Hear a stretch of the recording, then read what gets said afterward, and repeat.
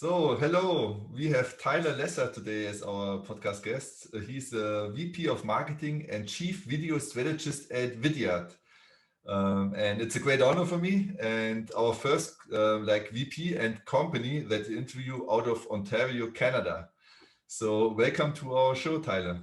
Oh, thank you very much, Sammy. It's really a pleasure to be here, and I hope you do all enjoy my Canadian accent throughout this. I will try not to say "about" too much, but I can't promise anything, Sammy. All good with us, all good. I have a strong German accent, so I don't think anything can get worse than that. Yeah. So let's start about you telling us about yourself, where you're from. Yeah, absolutely. So it's a pleasure to be here. As mentioned, my name is Tyler Lessard, and I'm currently VP Marketing and Chief Video Strategist here at Vidyard. Geographically, as mentioned, I am here in the Toronto area in Canada, where I'm actually born and raised, and now part of the Vidyard team. I've been here at Vidyard for just about 7 years now. And we are a video technology company. We provide video hosting, management, and analytics solutions for businesses, as well as tools that make it very easy for any salesperson or frankly anybody else to record and send custom video messages and screen recording videos as a way to better communicate their messages, to stand out with prospects, and to ultimately allow them to leverage video in a recorded and shared way. So it's been a lot of fun the last few years as we've seen this growth of video and its prominence in the market, and particularly in 2020 as most of us have been moved to working remote, and this increasing need to use tools like video to stay connected. So it's been a really exciting journey for me. Awesome. Before we dive deep into video and your expertise, let us know a little bit more about yourself. What do you do outside of work that maybe not everybody of your coworkers knows about? Well, let's see here. What they do, frankly, they do all know about is the fact that I have 4 kids between the ages of 5 and 13. So that about sums up my life outside of work is spending time with my kids. And I wouldn't have it any other way. I absolutely adore them. But most recently, one of the things that they may not know is my 8-year-old son has been asking me for probably a year now to start his own YouTube channel to share his own gaming videos. And I finally caved into it. I started up his YouTube channel. And so I am now his video producer for his personal YouTube channel of recording gaming videos. And frankly, it's kind of been a little bit of fun, I got to be honest. And what kind of games? He plays lots of different games on his PC. There's just all sorts of fun and creative games. I don't know. He plays Minecraft. He plays a lot of Roblox games for those familiar with Roblox. Actually, my favorite though was recently he installed a game called Universe Sandbox, where you can create your own universe. You can create your own solar systems. You can change the size and gravitational pull of planets and see what happens with somewhat realistic physics. And it's actually been a lot of fun because he's actually learning all the time and saying, well, what if this planet were a little bit bigger? Or what it was a gas giant instead of this? So it's actually been, again, a little bit of fun and a little bit of learning, which is nice. Awesome. Cool. So I did a little bit of research and we had a pre-interview. So one question I'm really curious about your answer is, how did you as an engineer end up as a VP of Marketing and Chief Video Strategist at Vidyard? Yeah, so going back further into my history, I graduated university as an engineer. I was part of the systems design engineering program at the University of Waterloo, which is here right in my hometown. And upon graduating, I became a software engineer, and I actually started my career at BlackBerry. Many of you will remember the original smartphone, which in most cases is no longer around. But I spent 10 years there in that sort of revolution of the early days of mobile devices and smartphones. And I began my career there as a software engineer. But I very quickly learned that I wasn't going to be a career developer. I wasn't that good at it, frankly, and I didn't enjoy it as much. I didn't find myself to be as much of an introverted type of personality, and I ended up transitioning into working with third-party developers who were writing applications for the BlackBerry at the time. And in that role, I got to leverage my technical skills, but then build and leverage my interpersonal skills, my relationship skills, and worked with a lot of different third-party developers, first as a support individual, but then ultimately I developed out a full developer relations program that helped us start to build out that community of partners to not only support them, but to educate them and guide them on how to build the best solutions for our products, and then usher them into more formal partnerships. And so that's really where my career pivoted, and I became much more focused on evangelism of our tools, of supporting and working with a partner community. And that led me into both a business development experience as well as marketing. So it all kind of went from there, and I ended up finding a real passion for the marketing side of it, for the communications, for the storytelling, for engaging non-technical audiences with ideas about how to leverage technology in new ways. So that's really where it came to be, and eventually I made my way over into Vidyard into a pure marketing role, which was as VP marketing, and it's been a really exciting last almost 7 years here. And one of the things I'll note, Sammy, is that in addition to learning a lot about marketing, particularly the creative side and communications and brand side, I've been able to, of course, leverage my technical background, as more and more of what we do as marketing teams is now based on technology, is about analytics and data, instrumentation, testing and investing. And those are things that, of course, I look back and say, I'm grateful for the technical background that I grew up with. Yeah, it's really interesting to see when you follow your passion, you're open to doing some changes where you end up. And in the end, even though you didn't pursue this career, that it helped you, this technical knowledge. So it's really interesting. It reminds me somehow of Steve Jobs, where he did all kinds of crazy stuff in his youth, but somehow all this experience ended up helping him building the stuff that he does. So that's great. And also great news for young people, I think, that you don't have to have a clear path from the get-go, follow your passion, and you'll end up somewhere where you want to be. Absolutely. And be patient. I remember I was chatting with somebody yesterday on LinkedIn who said, I'm a 24-year-old marketer who's trying to, make it big. Do you have any advice for me? And one of the things I said was, be patient. Don't, I actually think I said, don't be too patient, but also don't be impatient. Which is to say, I think a lot of folks these days think, oh, I see all these amazing things out there that I'm exposed to, and I should be like, why aren't I there yet? And I'm 43 years old. It's taken a while. It's been a 20-year career for me to build into what I have done. But again, keep yourself open to opportunities. Follow your path, and but there's no need to rush things. You've got a lot of time, all you young folks out there. Very good message. Thanks a lot, Tyler. So let's go into your expertise now. In your opinion, what is going wrong in B2B sales and marketing nowadays? Yeah, that's, can I only say one thing? Because I think there's a lot of...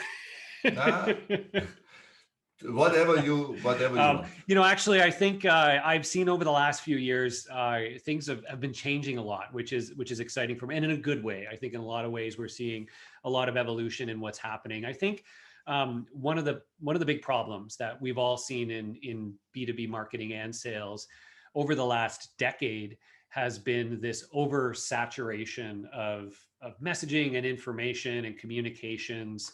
And it frankly became too easy for marketing teams, for sales reps to be able to acquire and access information about prospects and potential prospects, and to communicate with them on so many channels, so frequently.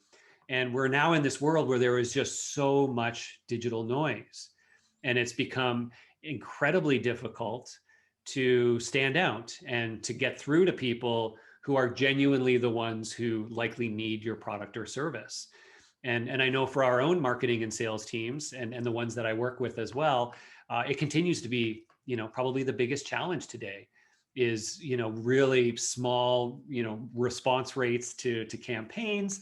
Again, difficult to find people in different places, but it's also harder than ever because you now have to find people on lots of different channels. And both marketing and sales, we're thinking about, geez, we've got, 7 or 8 different digital channels that we have to try to connect with people on. So it's become very difficult in many ways because of that proliferation of channels, but also the saturation and the noise out there. And I think a lot of people continue to struggle with that. Yeah, absolutely agree. To maybe sum it up, it somehow became a mass spamming decade. Yeah. Where quantity over quality was more the name of the game. And we are a super young startup, so we have just one customer now in the US. But he says, like, a couple of years ago, email was working really well, and now it doesn't really work anymore for him because of this reason, because everybody's using it. It's just all this noise that doesn't get through anymore. So I see the pain, yeah. And in Europe, for example, it's not possible anymore or not like that easy anymore to email someone in a cold manner. So cold outreach is really hard now, and that other channels and other possibilities are the ones you look for, and very likely also what you offer. So I think yeah. Oh, I was just going to say, just to build on that specifically, Sammy. I think I mentioned my prelude to that rant of negativity was the fact that things are, I think, changing for the better in a lot of cases, and there is of course still a lot of noise to compete with, and a lot of spray and pray and spamming that goes on, but thankfully, and thanks in large part to new technologies. It has, there's been a huge focus in both marketing and sales on personalization, on customization, on, to your earlier point, kind of quality over quantity, and finding new ways to reach those people, to show very clearly that you are relevant, that you are timely, that you can help them with their specific problem.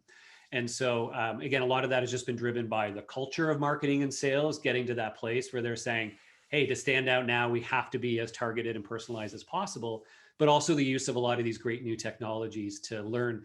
We can learn so many things about our prospects before we ever talk to them, thanks to the use of a lot of different information. And we can really tailor our messages now. And that's what I start to get excited about and seeing as, a great opportunity for people today. Great. That's almost answering the question that I had on my mind here and on my little paper. What, in your opinion, is the future of this decade in marketing and sales? Yeah, it's a big question because things are changing so fast these days, and particularly in 2020 and the timing that we're in. But I think that there's a few things happening that are finally all coming together. The first, which is both marketing and sales, is the use of what people would call AI or artificial intelligence technology. But really, it's becoming the backbone of a lot of different services that are helping us, to my earlier point, just amass a lot of really important, relevant, timely information about our prospects and our customers, and to make it a lot easier for us as people to make the next decision on what it is I should be doing, who should I be reaching out to, what message would resonate the most with them, what channel is the best place to reach them, and then making it easy to do so with great messaging and great content, right? Which in some cases might be an email message or a text or something else. In other cases, it might be a digital advertisement. In other cases, it might be a video that's quickly recorded and sent, personally by a sales rep, or dynamically generated by a marketing team. And so I think that there's a lot of excitement around that automation that's happening behind the scenes. But the goal of that automation isn't necessarily to, replace what marketers and sellers need to do. It's allowing marketers to become, I think, a little bit more creative and a lot more targeted in what they're doing. And it's also enabling sellers to now, again, be more precise, to be more targeted, to be more timely, and then to use their, human skills, their personalities, their compassion, to then reach people with the right message at that time. And so it's allowing them to scale that and say, I can spend less time doing the homework, if you will, and more time engaging with people. And I think that will continue to happen, because in the last, decade or so, a lot of salespeople in particular, you look at how much time they spend doing research inside of their CRM tools, entering data, all those kinds of things, which in many cases take up, half, if not more than half of their time. And I think more and more of those things are going to be automated for them, are going to, again, offer them insights and suggestions, and they can get back to where we were 20 years ago, where they're spending 80%, 90% of their time actually engaging people and selling. And so I think that's a really important trend for us. I absolutely love your vision. Yeah. Yeah. And in the end, I also like how the job will change again, because I cannot imagine that this is fun. Yeah. To mass automate outreach, send thousands of messages, hope for 0.something% of replies. that cannot be fun. And if you have all the information, so that's what you basically said. What I understood is you have all the relevant information for this particular person, and then you take your own personality and bring it into some message sequence over different channels, maybe, and maybe also using video. That kind of connects on a human-to-human basis, so to say. Yeah. And that is the first step. That was the old way before the internet. You had a person relationship. You talk to people, you shake hands, and then you build trust. And hopefully things go this way again. It would be a lot of fun for both sides, I think, for the seller and for the buyer too. It's so funny. It's so funny you say it that way, Sammy, because you're absolutely right. It's almost like it's coming full circle. It's like back to the way we marketed and sold, 20, 30, 50 years ago. But now figuring out how to do it in the digital environment instead of the, in real life environment, which was the past. And then how to do it at scale, right? So you're exactly right. It's like we're almost coming back to that more personal, more human, more connected, more relevant, more educated marketing and selling, but now figuring out how to do it in digital and do it at scale. So yeah, it's interesting. Absolutely. Let's take it really hands-on now. So yeah. Imagine you are an SDR at Vidyard, at your own company, and you have a potential client that you researched, his LinkedIn profile, and you could do whatever you want to book a meeting. How would you tackle this task? Well, I would first, of course, get, as much of that information to know, as much as I can about that organization and about that individual. And I would then send them, I would first, if they were an entirely new cold prospect, I would start with what we'd call the triple touch outreach to get their attention, to try to get their attention or build a bit of brand initially. I would send a simple email, not yet a video. Hang on for a second on that one, Sammy. I'd send them a simple email. I would connect with them on LinkedIn, and I might make a phone call and leave a quick voicemail mentioning that I had sent them an email to introduce myself and would love an opportunity to chat. I wouldn't necessarily expect that they would respond to any of those first touches on that first day, but that's just to start to get my foot in the door and to get some brand resonance with me. Then a couple of days later, I would send them a video with myself on camera, quickly introducing myself. I would do something in that video to make it obvious to them that I made that video just for them. And that's a big part of how I would stand out and try to get that response amongst all that other noise. So if, let's say you happen to be the prospect, Sammy, my victim of the day, I might, again, record a video where I would write your name, a message for you on my whiteboard. I might then hold that up in my video so that you know that I made this just for you. For those listening, I'm now holding up said whiteboard with Sammy's name on it. So when he gets that video, he will know that I made this just for him. And I would deliver my message and introduce myself and see if that caught your attention.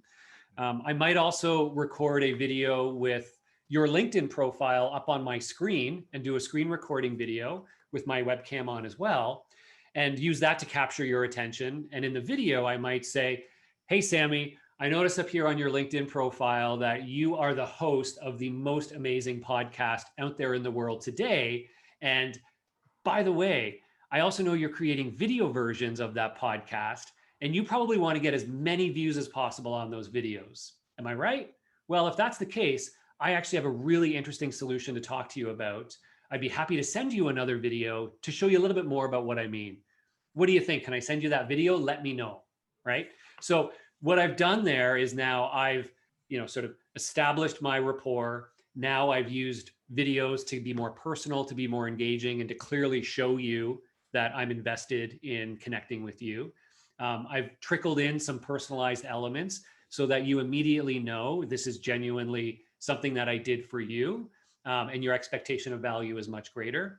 And again, I've now made a very easy call to action for you in saying, could I make you another video to show you exactly how, to show you a bit about what I mean? And that's an easy one for you to say yes to, right? Like, sure, why not? If this guy's willing to make me another video, that sounds great. So a lot of little things there of what I might do. And then there's other things on different channels in parallel that might happen, but that would be the core of my approach. So that's super interesting. You did it because, I mean, you're natural. What you did is when you started the video to get me as a lead, you started with something that I would need. So my pain point and something about me and not your product. Absolutely. And that is the core that you did intuitively. And I think your company is probably very good at because of you also. But many forget it's not about yourself. It's not about your product. It's about the customer, and start there. And it's not about the technical solution or all these fancy things that your product probably could do. It's just about solving a problem that your customer has. And once you nail this and you really, I mean, that's the core basically. You have to find out what that person might need. And once you have that, it's like the bait on the hook, and you just have to lay there and you give some more value. And you know what's interesting for me is you didn't ask for a call at all up to now. Right. When does this come? Yeah. No, you're absolutely right. And I think there's, I'll phrase it in this way.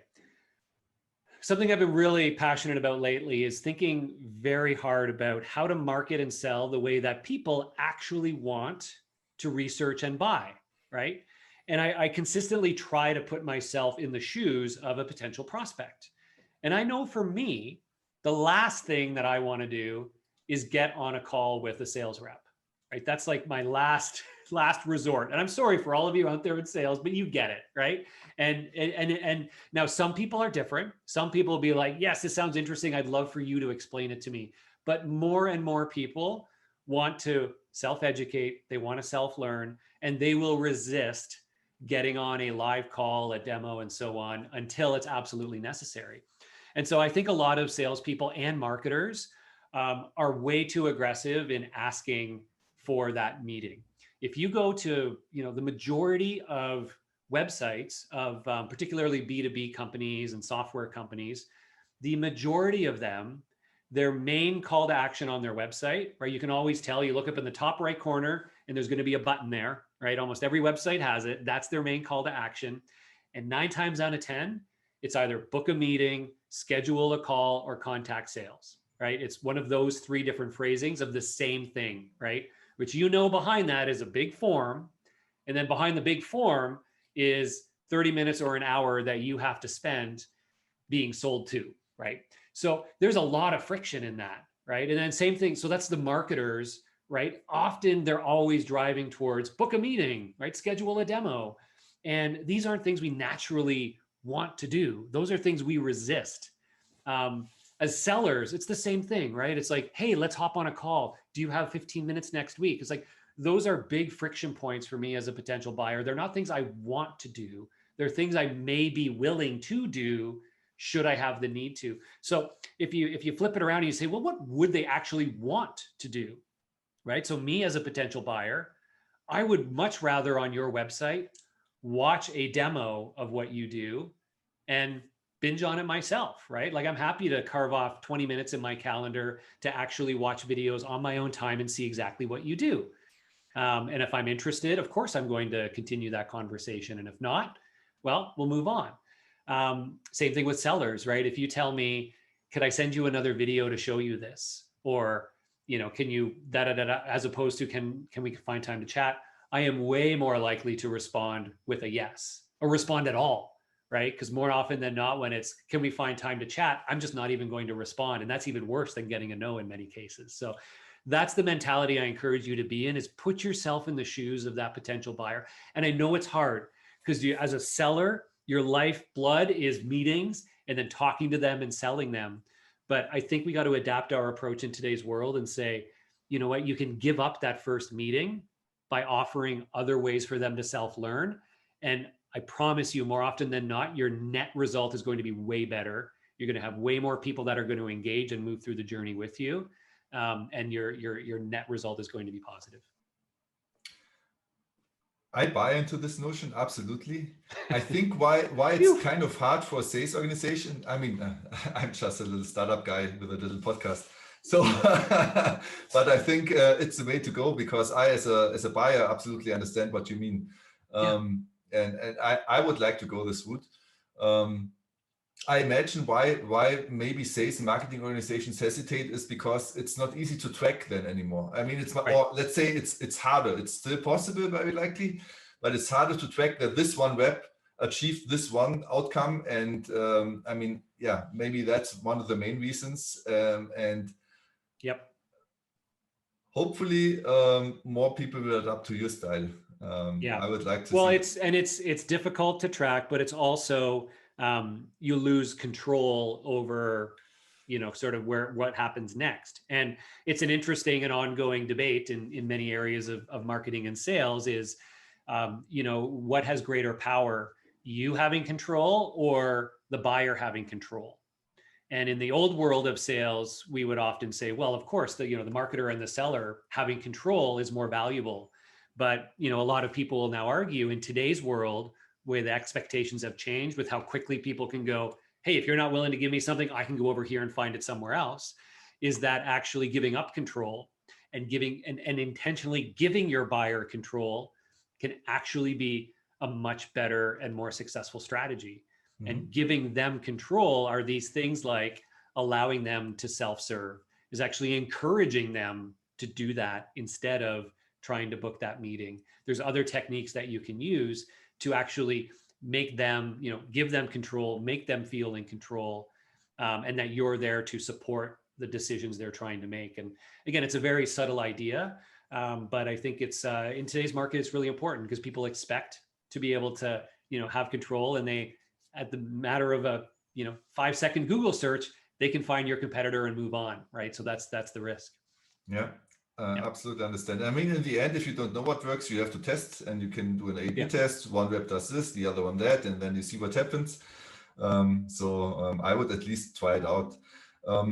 Can you give us, because of course you're the video expert, and for all of us who are not really used to using video at all, I mean, it's kind of weird, I would imagine, that if you never did it before, you're not used to remote selling, you're for sure not used to recording yourself and send it to someone you don't know.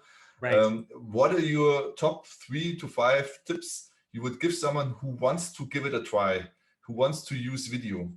Yeah, that's it's a great question. And the first thing is to, absolutely to your point, is you have to make it has to be easy and for you to do. It has to be simple and efficient. Otherwise, it's going to be frustrating and it's going to become too inefficient, and it's just not something that you're going to commit to. So the good news is today this is happening. The reason it's happening is because it has become very easy to do in many different situations. So of course, our company here at Vidyard, we have a great tool for this. And there are others, of course, out there. But with a tool like Vidyard, you can sign up for free, and you can use it forever for free and record and send as many videos as you'd like. And the process is, it just simply acts as a web extension in Google Chrome. It plugs right into Gmail or Outlook. And literally on your desktop with one click, you can start recording your webcam or a screen share. And as soon as your video is done and you hit stop, it's immediately ready to be shared. It's hosted on its own dedicated page. And again, you can one click to drop not only the link to watch the video, but also the thumbnail image for the video. And that's really important, especially when you're sending it via email, because that thumbnail image is what's going to stand out and what's going to allow you to make sure your face is there, any other personalized elements, and that's what's going to help you connect more. So first of all, find a way that it's simple for you to record and send videos. Vidyard is a great way. It's free. Check it out. There are others out there if you want to Google for video messaging, screen recording type tools. My second suggestion then is your first video is going to be your worst, but thankfully your last video is typically always your best. And what that means is you get better every time, just like cold calling, like many other things. For the first 10, 20, 50 videos you record, it's going to feel weird if you haven't done it before. You're not necessarily going to know what to say. You may have to do multiple takes to kind of get the message that you're trying to get out there. But I promise you, by the time you've done 50 to 100 videos, which may sound like a lot, but it isn't, right? These are like 1-minute videos that you're recording and sharing. It starts to become second nature. It starts to become habit. And that's when you start to become efficient with it. And many people that have done that have actually found it's actually faster and easier to record and send a video than it is to type out an email and customize it and tweak it, because they're just speaking natural language. And once they can get it down to recording, one take and send it, it's a really powerful thing. So, make it simple. Practice makes perfect. And then my last suggestion is to, plan out and think about, a basic message and script that you can use. Don't script it and read the script necessarily, but come up with a couple of sort of standard, messages, and it'll come from practice. And then those become your go-to, just like your email templates, just like your phone scripts, right? You'll end up with 3 or 4 different styles of videos that become natural for you, and those become your go-tos, and make those great, right? Like practice them, learn them, and then those just become part of your routine. And again, I think they really go a long way. So those are the 3 things that I would say to get started. And we've got lots of great resources out there, which we can share as well, that give you more inspiration for like what kinds of videos are sales reps sending? When are they sending them in their sales process? What kind of thumbnail images are they using? What kind of calls to actions are they including? There's lots of resources out there to guide you on that as well. So that's something we could find on your website, Vidyard. Yeah, if you go to our blog, vidyard.com/blog, you will see there's a hero resource right at the top called the Ultimate Guide to Video and Sales, I think it is. And that's a perfect place to start. And you'll see not only for prospecting, which is kind of what we were talking to, but other ways to use video throughout your whole sales process. And there's also great resources there for video and marketing, video production, and other areas like that. So great place to start is there. Awesome. We'll put it in the show notes. Perfect. Definitely. Yeah, something that I mean, I'm a mathematician by trade, so I like numbers. So any kind of statistics that stand out that you could say, okay, the best and the worst, what is the difference? What top 2 or 3 things should or shouldn't you do when starting out this journey? And I am hyped. I want to start doing these videos now, and I already have some use cases in mind. So we're gonna do it for my company for sure. Yeah. But maybe you have some nuggets here to share. Yeah, there's a few things that we've seen. First and foremost, a great use of video in sales is, as we alluded to, as part of your prospecting. So if you are using, if you are doing outreach to new clients, to new leads, and you're trying to break through and get a meeting booked, that's a great place to be using video as a way to stand out and show your commitment to working with them. And we have seen, lots of cases where sales teams and sales reps have reported 2 to 3 times higher response rates when adding these videos into their outreach. Now that's kind of what I would consider best in class. On average, there is statistical data. A company called SalesLoft did an analysis of, I think it was over 14 million email sequences sent out by sales reps through their system. And they looked at, of those that include videos, how did that impact the response rates? And they found that on average, there was a 26% higher response rate to those video or those email sequences that included videos. So, 26% increase was kind of the average. And then those best in class benchmarks are that 200 to 300% increase for those that really nail it and have a great use case for it. Mm-hmm. So that's where I would start. But then we also, have lots of great stories from businesses and sellers that are using video at different points throughout the rest of their sales process as a way to shorten deal cycles and to increase their close rates.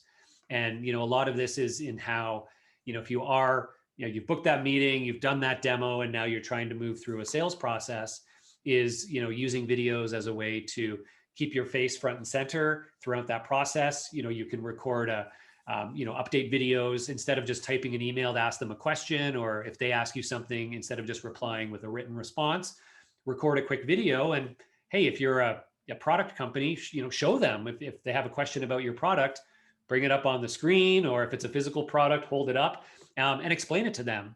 And don't wait for booking a Zoom call to do it. Hit record, right? Talk through it and go, hey, you asked me about this. I wanted to show you exactly how it works and how it would do that for you. Walk through it and send them that video, and things like that keep the momentum going. And you're not saying, hey, let me show you that. Can we find a time in the calendar? And you end up 2 weeks later, calendar conflicts and you haven't moved forward. Just record and send that video. They'll probably prefer it anyways. And then, keep the dialogue going. So lots of things like that we're seeing that are helping with success.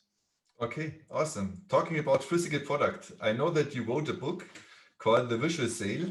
Yes. So what is it about? How does it look like? Yes, very excited. For those of you watching the video version here, I'm holding up this lovely book called The Visual Sale.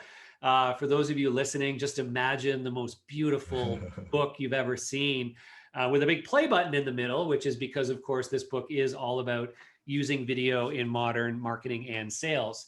And it is a very practical kind of how-to guide for how modern day businesses can use video in many of the ways that we've been talking about here. We have a good chunk of the book dedicated to video in sales, not only recording and sending custom videos, but also what kinds of videos should you be creating for your sales team that will make it easier for them to go through a sales process. We talk at length about video in marketing, and we look at all the different ways that businesses are now using low-cost in-house created video content to support their marketing programs, everything from their websites to email marketing to customer marketing, demand gen, and so on, with lots of great stories and anecdotes of other businesses and what they've done. So there's lots of reference examples. And then the last piece we talk about is building a culture of video, and understanding that for most people, this still isn't a natural part of how they do business, right? They're comfortable writing, they're comfortable emailing, they're comfortable making presentations, but they're not comfortable making and sharing videos, custom recorded as well as produced. So there's lots of great ideas in here about how to create that within the organization, how to create, champions internally who can really get behind it. The power of having somebody with basic video production capabilities in-house. So lots of ideas there that are explored to really, help businesses go into the next decade with that baseline capability of saying, yes, video is a way that our sales and marketing teams do business. And I think the timing for it was certainly very important right now. Yeah, and it absolutely buys into the vision that you painted of personalization taking more time. So we're almost at the end now. We have 5 questions left, rapid fire questions, short answers, please. Okay. You can take your time, no worries. So what do you do to keep your body and mind fit and sharp? Oh, that's a tough one. I do, although I'm the video guy, I do read, and I find I find that break away from the screen to be very important. I listen to a lot of music, and I try to spend a lot of time out walking the dog, listening to music, and using that as an opportunity to decompress, to focus, and some of my best ideas come on those walks, frankly. Perfect. What's your favorite business book? I'm not allowed to say my own, am I? The Visual Sale. Your second favorite then. My second favorite, actually, so The Visual Sale I co-authored with a gentleman named Marcus Sheridan. And it was largely because his previous book called They Ask, You Answer was one of my favorites. And so They Ask, You Answer by Marcus Sheridan is all about how to approach both your inbound marketing and your sales strategy under that notion of focus on answering the questions that you know your potential buyers have. And he walks through all sorts of, amazing ideas and very, very actionable ideas about how to do that. So that's a great one for any business just getting going, is They Ask, You Answer. Perfect. Favorite business leader you follow? I'm a big fan of there's two gentlemen that are part of Salesforce's, they're digital evangelists at Salesforce, Vala Afshar and Brian Solis. And they're two gentlemen that have amazing careers in technology and such. And they now have this really great sort of roles in which they're looking at this future of business, the future of digital, and through a very interesting lens. So those are two gentlemen I would recommend, Vala Afshar and Brian Solis. Perfect. One thing I totally forgot to ask is, where can we buy your book? You can buy The Visual Sale on Amazon. So just search for it on Amazon is the easiest place. Or you can go to thevisualsale.com, and there we have links out to go and get it. We put it in the show notes. And who should be our next podcast guest who could help our audience grow B2B faster? Oh, great question. Who should your next guest be?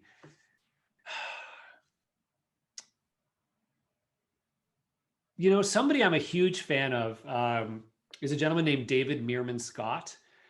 He wrote the book called The New Rules of Marketing and PR, and which has become one of the ultimate books for marketing. It's in like its 8th or 9th edition, I think.